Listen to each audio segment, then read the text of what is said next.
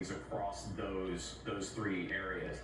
When you take and extrapolate that out, which is fair in some places, not fair in others, to healthcare, to industrials, to financials, you get up into the trillions in terms of the impact that you're going to see, and it's just a question of how quickly that starts to roll out. Right? And given how many companies are new entrants into this space, what's the differentiator? Yeah, so right now it really is scale.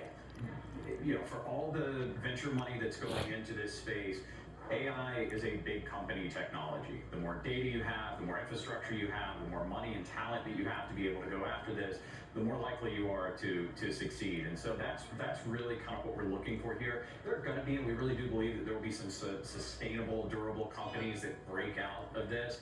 You're seeing some of those already getting to billion-dollar revenue lines faster than anyone else has. That's what we're going to watch for, but we're still really early in that process. Where are you on the hardware-software discussion, and whether or not software is vulnerable? Well, software is certainly vulnerable, right? And it's vulnerable in a couple of different ways. It's vulnerable in the aspect of there is going to be a change in the way that software is priced. And we've gone through this before, going from licensing models to seat-based models to consumption models.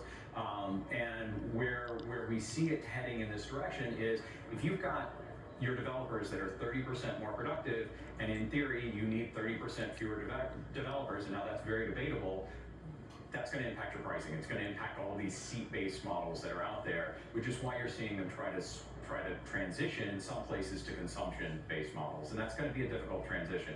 The other part of software that people look at is I'm going to sit down in front of an LLM, tell it what I want to do, and it's going to create for me the software that I need. And yeah, there are some applications where that might make sense, but you and I aren't going to sit down at the beginning of the morning and ask an LLM to recreate Excel for us simply because we don't want to pay Microsoft, X number of dollars a month. Right. I'm curious, we're hearing from OpenAI today that it's going to make some changes to ChatGPT. It's being sued by parents of a teenager who committed suicide.